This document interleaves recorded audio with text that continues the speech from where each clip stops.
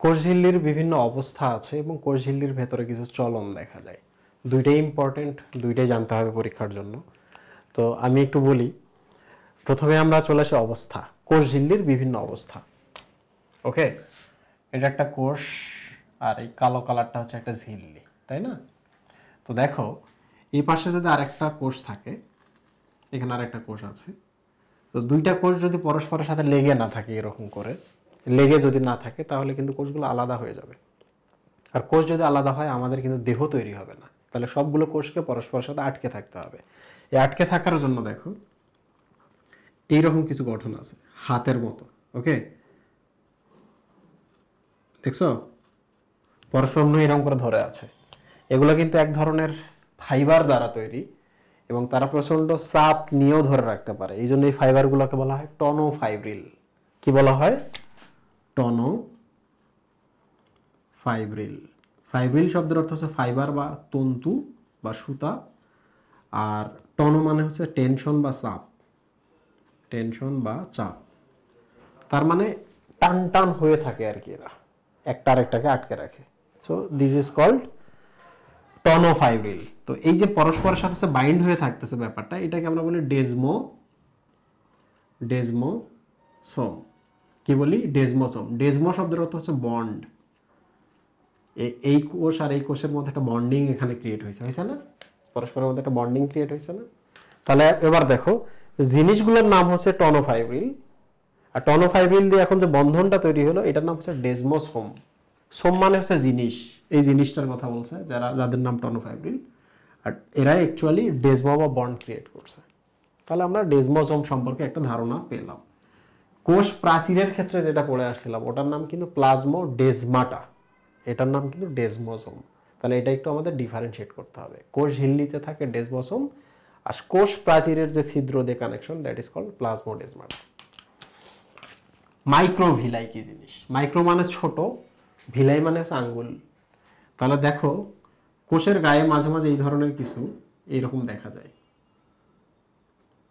এগুলো ছোট ছোট, এইগুলোর নামই হচ্ছে মাইক্রোভিলাই। কি এগুলা? মাইক্রোভিলাই। ভিলাই মানে দেখো আঙ্গুলের মতো, অভিক্ষেপ। মাইক্রো মানে হচ্ছে ছোট ছোট। তো এগুলোর কাজ কি? এগুলোর কাজ হচ্ছে শোষণ তল বাড়ানো। কি কাজ? শোষণ তল বৃদ্ধি করা। কেমনে শোষণ তল বৃদ্ধি করে আমি আপনাকে দেখাই। এটা যদি আমাদের পরিপাক নালী হয়, এটা খেয়াল করো, এই জায়গা থেকে শুরু করে এই জায়গা হয়তো বা 30 সেন্টিমিটার। কত সেন্টিমিটার? 30 সেন্টিমিটার। তো আপনি যদি এখান থেকে খাবার এই পাশে পার করে নিয়ে যাইতে চান, তাহলে এই 30 সেন্টিমিটার দিয়ে পার হবে। বাট আপনি যদি এই জায়গায় এরকম আঙ্গুলের মতো অভিক্ষেপ ক্রিয়েট করেন, তাহলে দেখেন এই পাশে পার হবে, এই পাশে পার হবে, এই পাশে পার হবে, এই পাশে পার হবে, এই পাশে, এই পাশে, এই পাশে, মানে 30 সেন্টিমিটারটা হয়ে গেল 90 সেন্টিমিটারের রাস্তা, তাই না? অনেকগুলো অঞ্চল দিয়ে প্রবেশ করতে পারতেছে, এই পাশ দিয়ে, এই পাশ দিয়ে, খাড়া পাশে, বিভিন্ন দিক থেকে। আর মাইক্রোভিলাইয়ের কাজ কি? কোনো একটা জায়গায় শোষণ যদি ঘটাইতে চাই আমরা, মানে এখান থেকে কোনো কিছু রক্তে যদি নিয়ে যাইতে চাই, তাহলে মাইক্রোভিলাই ক্রিয়েট করব, তাহলে অনেক বেশি অঞ্চল দিয়ে ঢুকতে পারবে। শোষণের যে জায়গাটা আছে, এটা 30 সেন্টিমিটার থেকে 90 সেন্টিমিটার বা বৃদ্ধি পাবে। পিনোসাইটিক এবং ফ্যাগোসাইটিক ভেসিকল, ঠিক আছে? এই কোষটার কথা ভাবো তো তোমরা। তো এই কোষটা যদি এই খাবারটাকে খেতে চায়, এটা একটা খাবার, একে যদি খেতে চায়, তাহলে কি হবে? ফ্যাগোসাইটোসিস প্রক্রিয়া, মানে এইরকম একটা সে তৈরি করবে, দেন এইরকম একটা সে তৈরি করলো। খেয়াল করতে, এই জায়গাটা থলির মতো হইলো না? হইলো কি না? এই থলির মতো একটা জায়গা তৈরি করলো, করে এই জিনিসটাকে নিল, নেওয়ার পর পরবর্তীতে এটা বন্ধ করে দেবে। বন্ধ করে দিয়ে এটাকে কি করে ভেতরের দিকে নিয়ে আসবে? কেমনে দেখো, এরকম হয়ে গেল থলিটা, দেখো এখন ভেতরে, এই যে জিনিসটা এখন ভেতরে চলে আসলো। তো ফ্যাগোসাইটোসিস করলো, ফ্যাগোসাইটোসিস।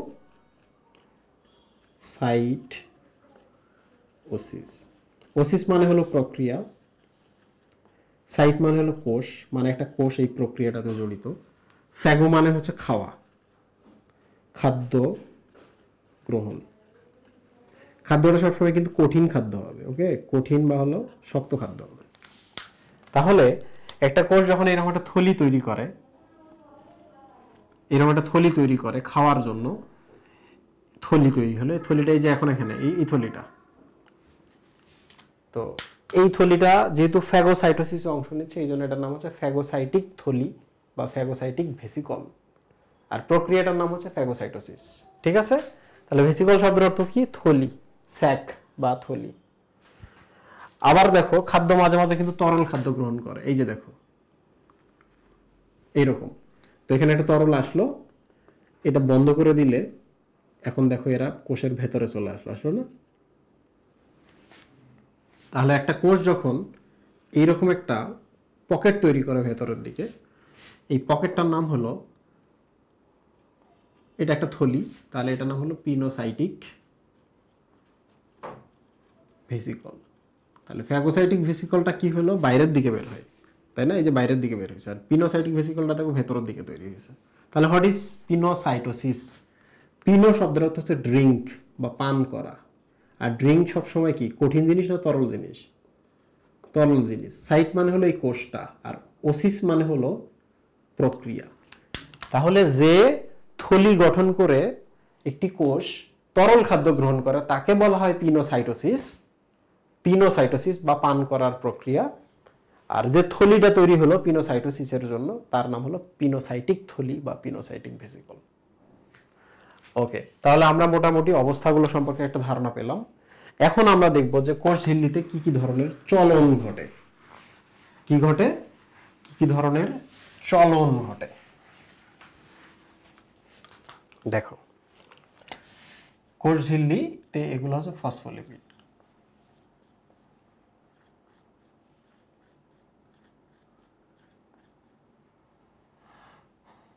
এটা একটা কোষ, আমরা একটা অংশ জুম করছি, এই অংশটা জুম করার পর আমরা এই ফসফোলিপিডগুলো দেখতে পাচ্ছি। দেখো এখানে আমরা কয়েক ধরনের মুভমেন্টের কথা বলছি। প্রথমটা চলে আসি আমরা ফ্লেকশন।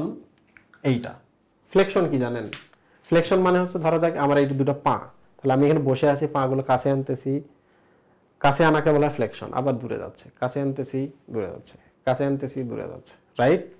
তাহলে যে কোনো একটা ফসফোলিপিডের কথা ভাবেন, এই যে এইরকম অবস্থায় আছে, সে কিছুক্ষণ পর দেখা গেলো এইরকম করলো, কাছাকাছি নিয়ে আসলো, আবার কিছুক্ষণ পর আবার দেখেন যে এইরকম হয়ে গেল। তাহলে এরা কাছে আসতেছে, আবার দেখো কি হচ্ছে, দূরে যাচ্ছে। সো এটাকে আমরা বলি ফ্লেকশন, কাছে আসা, এক্সটেনশন, দূরে যাওয়া, ফ্লেকশন এক্সটেনশন, ফ্লেকশন এক্সটেনশন। তাহলে ফসফোলিপিডগুলো করে কি, তাদের এই যে ফ্যাটি অ্যাসিডের যে লেজগুলো আছে কাছে আনে দূরে সরায়, কাছে আনে দূরে সরায়, এটাকেই বলা হচ্ছে ফ্লেকশন।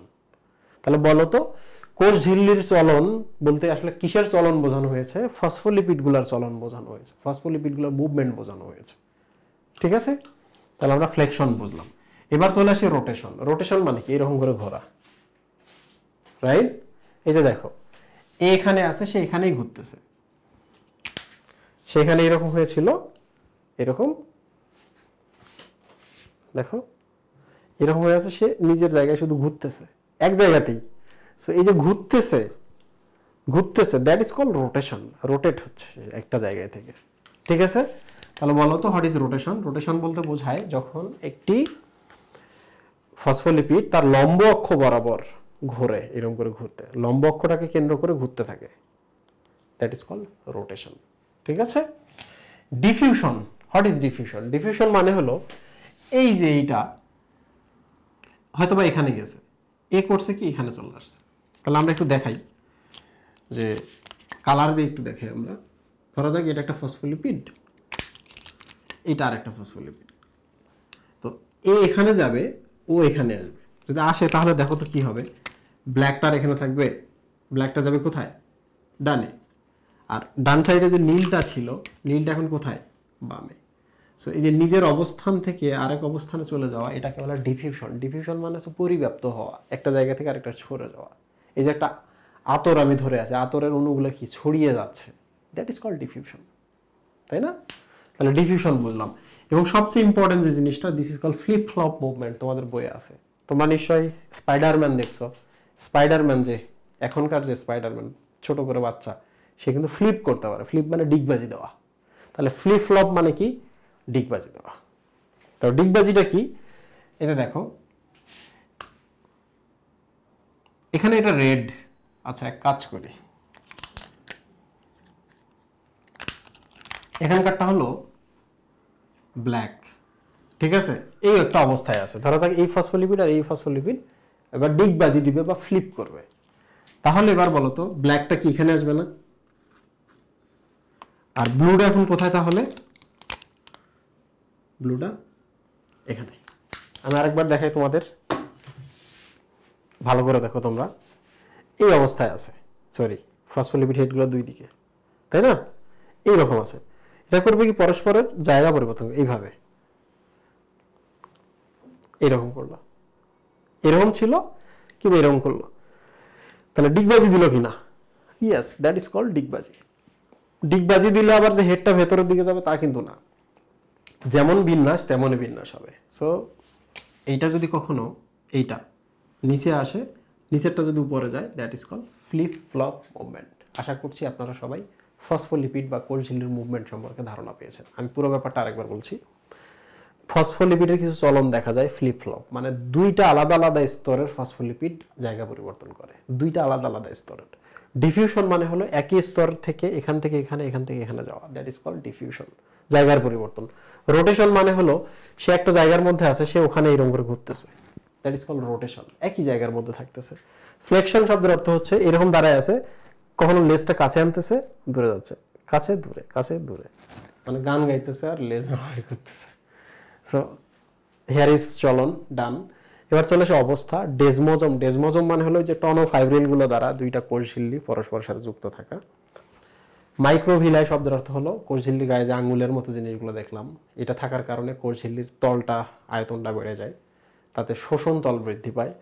পিনোসাইটিক ভেসিকল এবং ফ্যাগোসাইটিক ভেসিকল হচ্ছে পান করার জন্য এবং কঠিন জিনিস খাওয়ার জন্য কিছু থলি তৈরি হয়।